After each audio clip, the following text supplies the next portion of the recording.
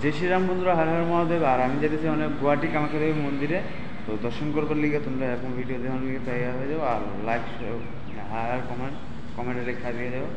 আর আমি bag packing করে নিয়েছি। আর এখন আমি আছি বর্তমানে তেলের বিউসি ইন্ডিয়ান তেলের বিউসি কি। তো আজকে আর 70 কিলোমিটার বাকি আছে। তো 70 কিলোমিটার চলাম।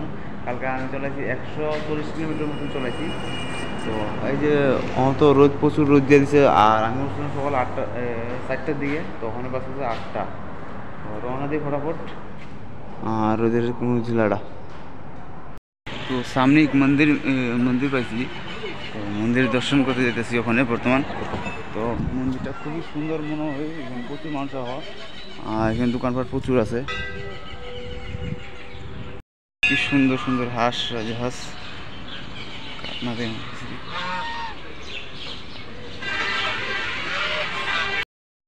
খুবই একটা সুন্দর মন্দির পাওয়া গেছে এখানে বন্ধুরা। তো মন্দিরে কিছু দর্শন বগেরা করানোর পরে তারপর রওনা দিলাম আমি গুয়াহাটির উদ্দেশ্যে। আর এখানে খুবই সুন্দর লাগে দেখতে যাওয়াটা। মন্দিরে এসেছি এখানে করে মানুষ মাঙ্গে। তো এখানে মানুষ মাঙ্গে আমার রশিরা এখানে বাঁধুন। খুবই সুন্দর একটা মন্দির পাইছি এখানে। মন্দির দর্শন করলাম। তো ওখানে যেমন কত দর্শন বগেরা করছি তো অনেক সময় তো কত সময় রেস্ট করলাম। তারপরে রওনা দিব গুয়াহাটির উদ্দেশ্যে। আসতে তো গুয়াহাটির 8টা বাজে যাবো। তো তারপরে আমি রওনা দিব কিন্তু মন্দির দর্শন তোমরা সবাই করতে পারো। আর আমার ব্লগটা যেমন দেখতে তোমরা সবাই কমেন্ট করে যে হর হর মধ্যে হার।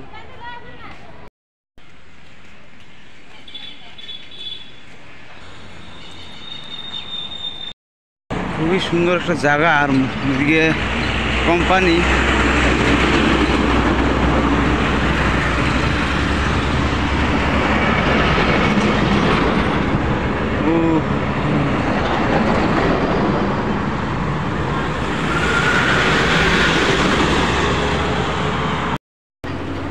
গুয়াহাটি আরও 45 কিলোমিটার মতন আছে। 45 কিলোমিটার। আর এখানে আমি একটা বিস্কুট খাইতেছি কারণ এখানে রেস্ট করতেছি কি খুবই গরম লাগতেছিল তো এই কারণে।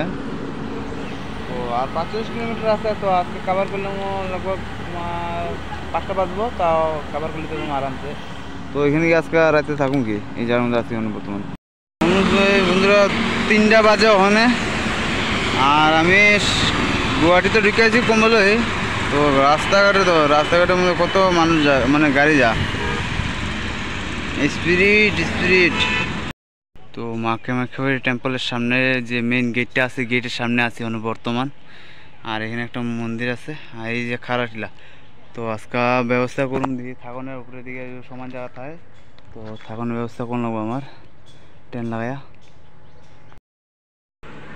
ব্রহ্মপুত্র নদী খুবই সুন্দর লাগে দেখতে। বিরাট বড় নদীটা এটা। তো এখন একটা ক্যাম্পের দিকে যেতেছি ক্যাম্পে। আর এদিকের ভিউ কিন্তু সুন্দর একটা রাত্রে দেখা যেতেছে না নদী কি বিরাট বড় নদী। আর ক্যাম্পের দিকে আমি যেতেছি। তো এখানে খাওয়া দাওয়ার ব্যবস্থা করে দিয়েছি এক আঙ্কেলে ধন্যবাদ। তো বাইরে তোমরা দেখামো আমাকে খাই না খাই।